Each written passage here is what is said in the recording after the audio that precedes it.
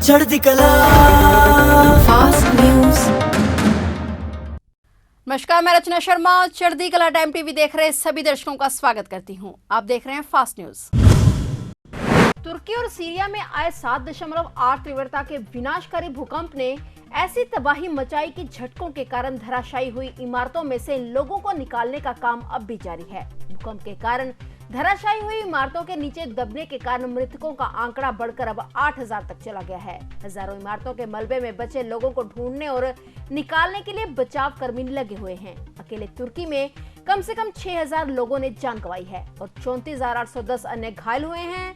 Expert का मानना है कि तुर्की का भूकंप एक स्ट्राइक स्लिप भूकंप था। तुर्की और सीरिया में हुए इस विनाश को देखते हुए भारत सरकार ने भी तुर्की के साथ साथ सीरिया को भी मदद भेजनी शुरू कर दी है। इसी कड़ी में भारतीय वायुसेना का हेरक्यूलिस विमान गाजियाबाद के हिंडन एयरबेस से सीरिया के लिए रवाना हुआ। इसमें जीवन रक्षक दवाओं और इमरजेंसी मेडिकल सामग्री से युक्त 6 टन आपातकालीन राहत सहायता मौजूद है।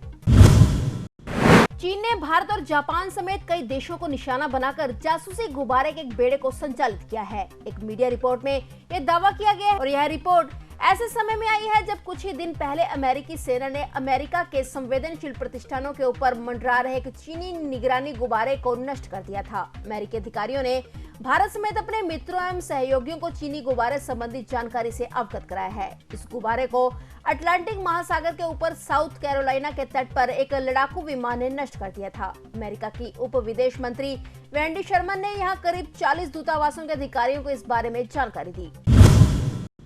अडानी विवाद पर संसद में मचे संग्राम के बीच आज दोपहर 3:30 पर लोकसभा में प्रधानमंत्री नरेंद्र मोदी राष्ट्रपति के अभिभाषण पर चर्चा का जवाब देंगे। इस दौरान पीएम मोदी कांग्रेस सांसद राहुल गांधी के आरोपों पर भी पलटवार कर सकते हैं। दरअसल राहुल गांधी ने अडानी मुद्दे को लोकसभा में उठाते हुए केंद्र सरकार और पीएम मोदी पर हमला बोला था। उन्होंने कहा कि साल 2014 में दुनिया के अमीर लोगों की लिस्ट में अडानी 609 नंबर पर थे और अब वो अचानक दूसरे नंबर पर आ गए हैं। ये जादू कैसे हुआ?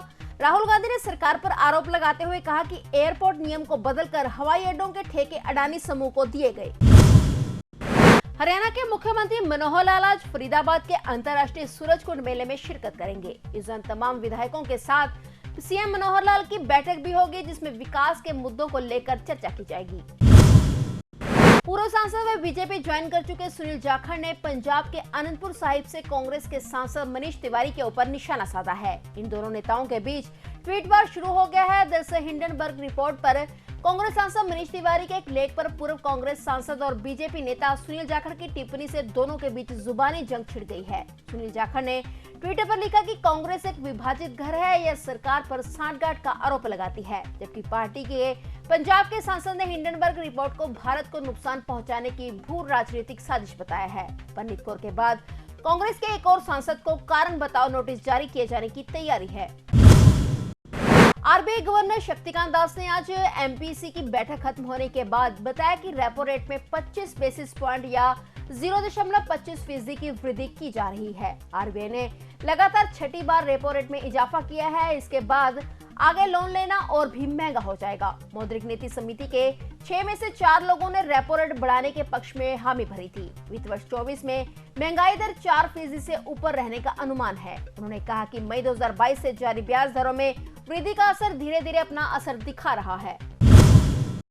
सीबीआई ने भारत राष्ट्र समिति की नेता के कविता के लेखा परीक्षक बताए जा रहे चार्टर्ड अकाउंटेंट बुच्ची बाबू गोरंटला को गिरफ्तार कर लिया है।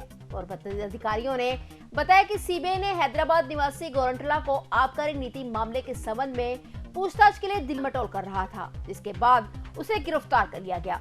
सीबीआई ने आरोप लगाया कि अब रद्द की जा चुकी दिल्ली आबकारी नीति 2021-22 के निर्माण और उनके कार्यान्वयन में गोरंटला की भूमिका से हैदराबाद स्थित थोक एवं खुदरा लाइसेंस धारियों को अनुचित लाभ पहुंचा। एजेंसी सीए को आज यहाँ एक विशेष अदालत में पेश करने जा रही है। सीबीआई ने पिछले साल दिसंबर में इस मामले में तेलंगाना के मुख्यमंत्री के चंद्रशेखर राव की बेटी कविता से भी पूछताछ की थी।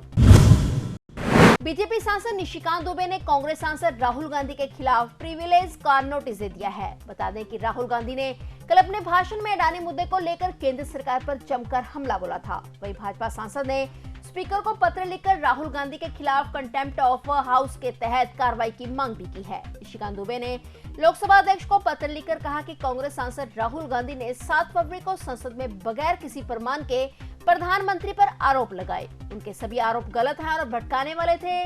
भाजपा सांसद ने अपने पत्र में लिखा कि लोकसभा में राष्ट्रपति के अभिभाषण के मोशन ऑफ थैंक्स पर बहस में भाग लेते हुए सांसद राहुल गांधी ने प्रधानमंत्री के खिलाफ कुछ असत्यापित, अपमानजनक और मानहानिकारक बयान दिए हैं। बता दें कि कल मंगलवार को राहुल गांधी ने लोकसभा में अटानी मुद्दे को लेकर केंद्र सरकार पर जमकर हमला बोला। इसके बाद भाजपा राहुल गांधी पर आक्रामक है।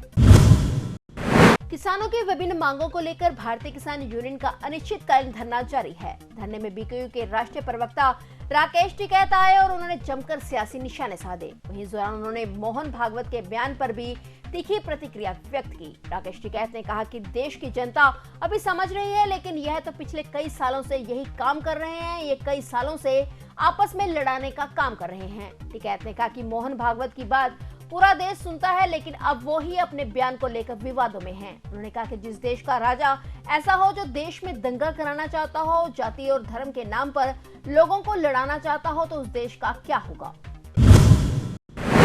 फिलहाल फास्ट न्यूज में इतना ही और नए समाचारों के साथ फिर से हाजिर होंगे। तब तक के लिए देखते रहिए चढ़ती कला टाइम टीवी। चढ़ती कला फास्ट न्यूज।